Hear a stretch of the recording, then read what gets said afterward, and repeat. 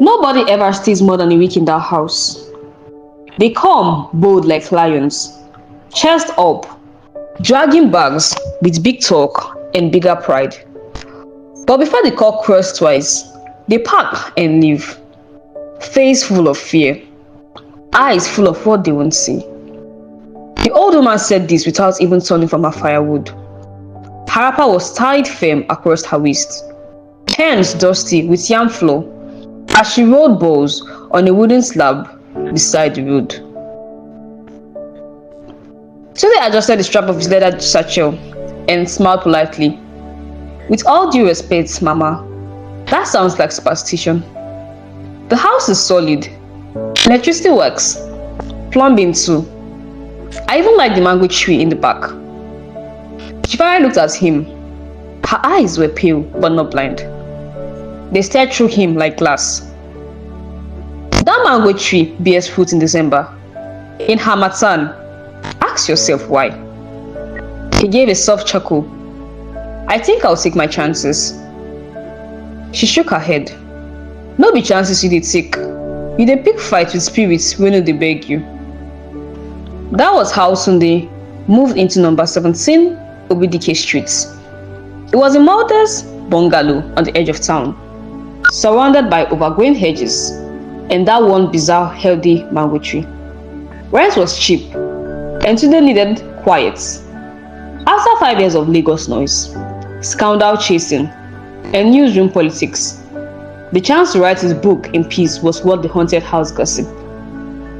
The first night was fine. He swept, unpacked, arranged his workplace. The second night, he noticed the silence.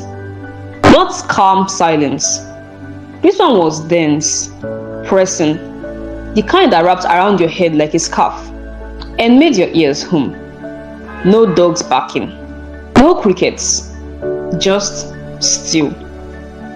On the third night, the lights blinked, once, then again. His laptop battery was full, but it shut down anyway. He frowned, muttered a prayer without thinking, and went to bed. That was the night he first heard the whisper. It came from the hallway, soft, hoarse. Help me. Tunde sat up in the dark. The sound stopped.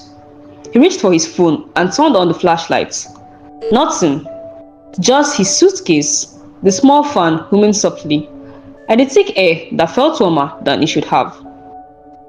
He didn't sleep till dawn. The days that followed grew stranger. One afternoon, he returned from buying akara and found the tap in his bathroom running. He hadn't used it all day. The mirror was fogged, like someone had bathed. That night, he dreamt of water flooding in the hallway, and a little boy standing in the middle, barefoot, staring. Then the change started.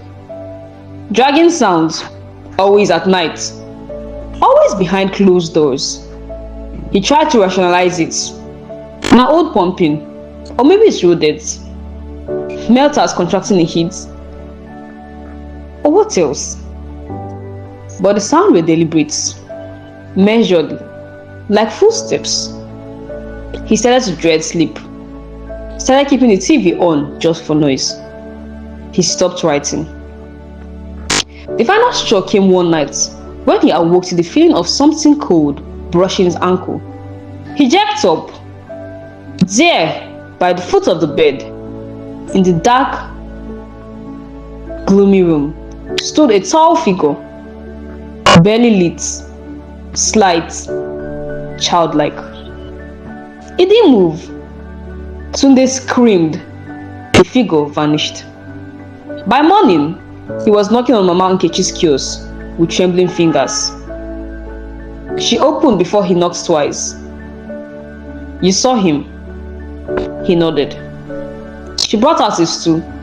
Sit down. Let me tell you about Emeka. The pot of yam flour bubbled beside them. Smoke curled into the dark, dry sky. She spoke in Igbo accented Yoruba, voice low, words careful. Years ago, before the street had gutters or poles, a man named Dike lived in the house. Big man, respected, worked in the ministry. His wife too, quiet people, but their son, something was wrong with him. She stirred the pots. He no talk early, he no smile. When he begin the work, he go walk into corners, hit himself. The parents said it was a demon. They took him to prayer houses. Then one day, they stopped bringing him out. She glanced at Tunde. I used to sell okra to the wife.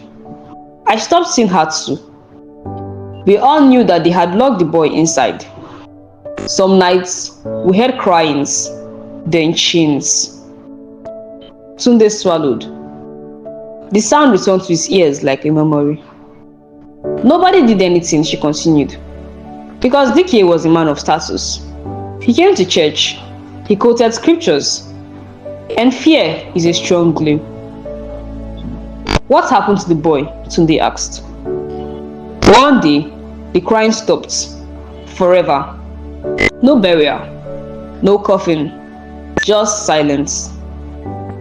Tunde sat back, heart pounding. The chains, the whisper, the boy at the foot of his bed. His name was Emeka. They left him in chains till he died, alone.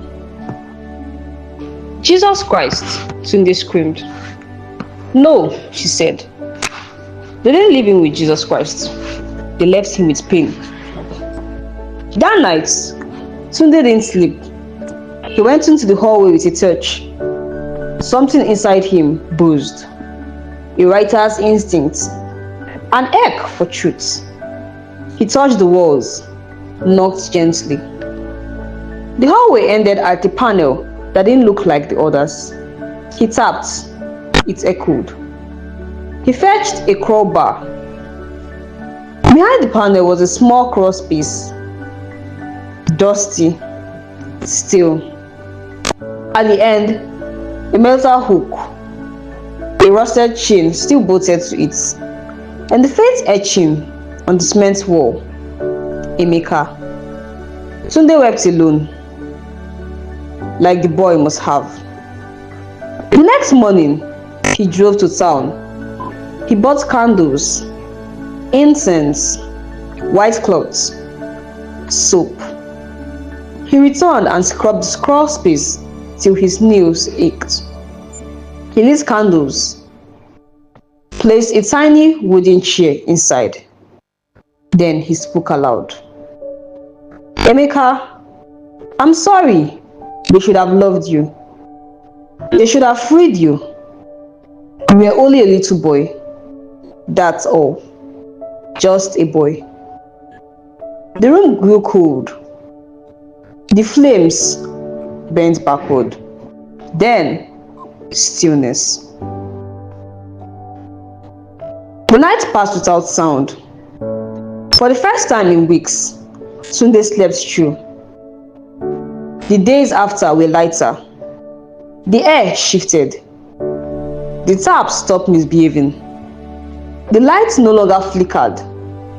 The chain was still there, but it no longer sang.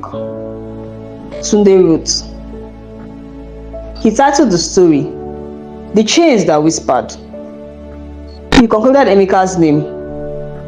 He told the full truth. Neighbors read it and cried. Pastors apologized. One man donated money to start a mental health support group in town. Mama Nkechi printed the article and kept it in a laminated file under her yam bag floor. So we won't forget, she said. The house? It still stands. People walk past slower now. Some stop and nod. And if you pass during the Harmattan and the mango tree is bearing fruit, you will hear it. A faint whisper, not a plea, just a name. Remembered, Emeka. If you enjoyed this story, Please hit the like button, leave me a comment, subscribe, click on the notification button. I hope to see you in my next story. Thank you so much for watching.